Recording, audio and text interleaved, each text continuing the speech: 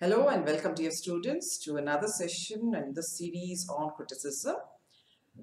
In this video, I'll be introducing you to the concept of mimetic criticism and pragmatic criticism, which constitutes the fourth and the fifth session of Module 1 for English Literature Paper 1, BA 5th semester, Karnataka University, Dharwad. I'm Dr. Vijayalakshmi Naik, Assistant Professor, GFGC and PG Center, Dharwad.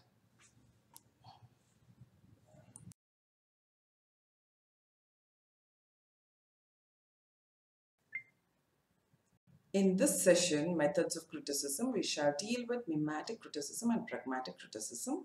In the next video, we shall deal with the other two methods of criticism, expressive criticism and objective criticism. Now, theory of mimesis is an important aspect of classical literature or classical literary criticism, and this type of criticism is seen in Plato and Aristotle. So let's dive right into it. But before going on to Plato's view, let me quickly take you to the four methods of criticism: expressive criticism, pragmatic criticism, objective criticism, and mimetic criticism. These were identified as primary literary theories by Professor of Literature Hazard Adams in his book Critical Theory Since Plato. Expressive literary theory emphasizes the author's personal concerns. Pragmatic theory emphasizes how a work of art affects the reader. The objective theory of literary criticism emphasizes on the work of art only. It is not concerned with other external factors like biography, history of the age, author's intention, etc. It was adapted by the formalists and the new critics. Objective theory was adapted by the formalists and new critics. The word mimetic comes from the Greek word mimesis, the act of imitation. The mimetic theory of literary criticism places primary importance on how well a literary work imitates life. Plato was a Greek philosopher and a Greek critic who lived around 428 BC to 348 BC. Plato was a disciple of Socrates and teacher of Aristotle. Some of his notable works are Apology, Republic, Ion, Symposium, Phaedrus, Phaedrus. Now let's take a look at Plato's views on art. I've given you four views here, amongst which the first one is very important for us here for mimetic criticism. According to Plato, art is mere imitation. Art of any kind, poetry, theatre, or painting, all these are inferior copies of the ultimate reality. Art is mere imitation and therefore it is deceptive. Plato said that there is a primary form which is the essential nature of every object and every idea. The ideal form according to Plato, that alone is real and it is unchanging. To understand this, let's see how Plato divides the entire world into two parts. He divides the entire world in two parts, the first one being the physical realm and the second being the spiritual realm. Now, physical realm is that which we can see. It comprises of worldly objects such as table, a tumbler, door, building, etc. It is imperfect and it is constantly changing.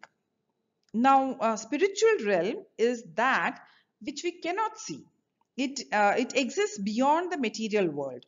It is the unchanging and perfect ideal world of forms and ideas. Now, he's talking about this ideal form that is real and unchanging here. All that we see are the inferior copies of the ideal forms that are there in the spiritual world. The building that we see in the material world is a copy of the ideal building from the spiritual realm. Now, poetry, painting, or theatre, they in turn are inferior copies of the worldly or material world. So, when an artist paints a building, it is a copy of the worldly realm, which is an inferior copy of the spiritual realm. So, Plato said that art is thrice removed from reality. It is mere imitation, and hence art is deceptive. Now, let's come to the second point. Art encourages emotions and passions and lets emotions and passions rule over the intellect or reason. Plato's ideas on art are not artistic but philosophical. We should understand that he himself was a philosopher, and that's why his ideas on art are more philosophical in nature. Now, coming to the third point, art leads to immorality, according to Plato. Now, he gives the analogy of an actor, here. An actor gives up his own nature and adopts the nature and behavior of another character who may be immoral. Thus, art makes people immoral, according to Plato. Now, his fourth view on art is an untruthful representation of reality. Now, when an artist writes about things that they have no knowledge about, he is creating lies, according to Plato. For example, he gives the example of Homer. Homer depicts wars and military heroes, but Homer himself was neither a military person nor had he attended any fought in any war. So he doesn't have knowledge about war, but he keeps on writing. He is neither a reputed teacher, but he keeps on advising in his works. And therefore, Plato concludes that poets and artists all are misrepresenters of truth. Therefore, poets were banished from Plato's ideal world. Plato, we can see here that Plato did give a heavy blow on art. It is now left to Aristotle to restore the value and dignity of art and theatre and tragedy in particular. So in the next slide, let's see Aristotle's views on theory of imitation. Aristotle was a Greek philosopher living during the classical period in ancient Greece. Okay, he lived from 384 BC to 322 BC, and he was born at Stagirus in Macedonia, and that is why he was given the name Stagirite by Alexander Pope, because he was born at Stagirus. Uh, Aristotle was the most reputed student or disciple of Plato, and he was also the teacher of Alexander the Great. Uh, Aristotle resided in Athens as a member of Plato's academy in his youth for almost 20 years. Okay, and he was an expert on many subjects, and his writings cover many subjects, including physics, biology, zoology, metaphysics, logic, aesthetics, ethics, poetry, so on and so forth. Okay. His important work is the Poetics. He has given his theory of imitation and tragedy in the Poetics. Now, imitation is a way through which artistic representation is possible, and Aristotle has a lot of respect for art and imitation, and he criticized Plato's views on mimesis. We have to remember that Plato's approach to literature is of a social reformer, and Aristotle's is that of a scientist. Okay, so now let's take a look at Aristotle, what Aristotle has to say in favor of art and mimesis. Uh, According to Aristotle, although poetry is artistic imitation, it is not merely an act of just copying, but it is an act of the imagination. According to Aristotle, poetry is creative imagination. He said that the rhythm, language, and harmony are channels through which artistic representation is possible. So this was his view. Uh, when an artist creates an object, he incorporates universal elements in it. And because of universality contained in art, art leads to knowledge, and art leads to universal truth, which is a higher truth according to Aristotle. So, imitation is not just mere copying. Art is not just mere copying. Okay. Now, instinct for imitation, according to Aristotle, is implanted in humans, and we can see that from childhood itself. That is why children, that is how children learn to walk and talk. All right. So, this instinct for imitation is inherent in humans, and Aristotle also says that learning and admiring are pleasant jobs. So art as an imitation creates pleasure.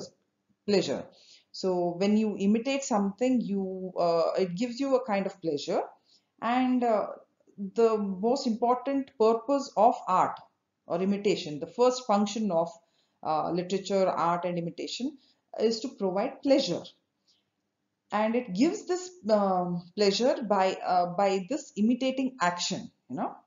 And that is why, according to Aristotle, this is not just uh, imitating action is not just copying, but it is something higher. Now, every successful drama and poetry teaches morality. Poetry is philosophical and hence beneficial to the entire nation, says Aristotle.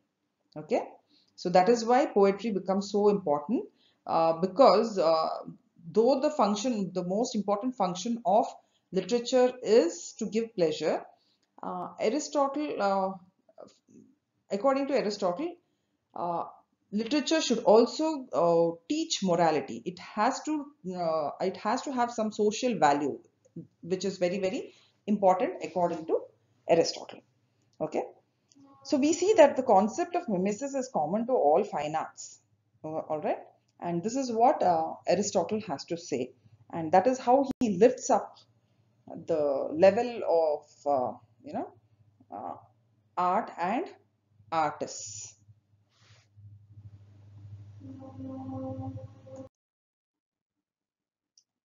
So as we have seen, mimetic criticism derives from the teachings of Plato and Aristotle and gives primacy to the work of art as an imitation or representation of the external world. Now, mimetic theory rises from its rejection of the other three theories, that is the pragmatic theory, expressive theory, and objective theory. I mean, the writer's expression of personal concerns, although significant for expressive theory, does not in any way automatically qualify it as an art. All right. And if the concerns are petty or even criminal, that is, if a work of art doesn't have any social concerns, then the work fails from the mimetic point of view, because it does not reflect the positive moral values of true art. Here we can take the example of Jean Genet's The Maids. It fails utterly from the mimetic viewpoint because it only describes the brutal murder of a wealthy French woman by her maids. Literature has a capacity for healing, and mimetic theory emphasizes this therapeutic value of literature. Okay.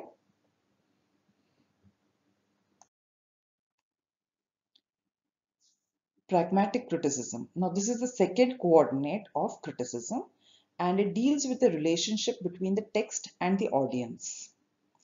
Pragmatic criticism shifts the emphasis to the reader. It is concerned with the ethical impact any literary text has upon the audience. Pragmatic criticism views the work as something that is constructed in order to achieve certain effects on the audience, and the critics judge the value of the work according to its success in achieving this aim. For example, as a woman, I want my readers or audience to understand the various problems a woman faces because of her gender. Now, pragmatic critics will judge my writing on the basis of how far I am successful in evoking and sensitizing my audience or my readers towards women's issues. Okay. Uh, Pragmatism is a philosophical tradition and it is centered on the linking of practice and theory. It describes a process where the theory is extracted from practice and applied back to practice to form what is called intelligent practice. Uh, Now, to see the origin of pragmatic criticism, though it originated in Roman times, Philip Sidney, the Renaissance critic, is the most influential. He believed poetry has clear-cut purpose to achieve certain effects in audience. He spoke about delightful instruction, and he says that good poets are those who write to both delight and teach. He gives the example of Horace, Longinus, Burke, Kant, etc. Uh, Now, though it originated in Roman times, pragmatism as a philosophical movement began in the US in the 1870s. Its direction was determined by the metaphysical club members Charles Sanders, William James, Chaucer, Wright, John Dewey, and George Herbert Mead. Okay. Pragmatic criticism, it considers art to be created to have a certain purpose or effect on the audience, assessing, fulfilling, and shaping the needs, wants, and desires of an audience. That should be the first task of an artist. Now, pragmatic criticism believes in basic theme that truth changes at the will and the senses of society. So the society plays an important role in creating that kind of literature also.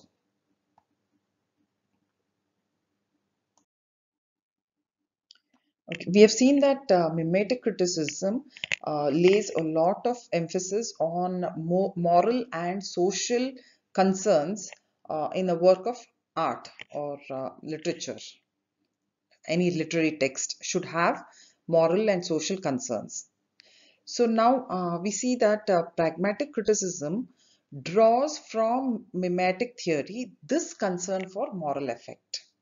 Okay, so when a reader reads a poem, how successful is the poet in achieving the desired effect? Because the poet employs certain devices for producing that effect.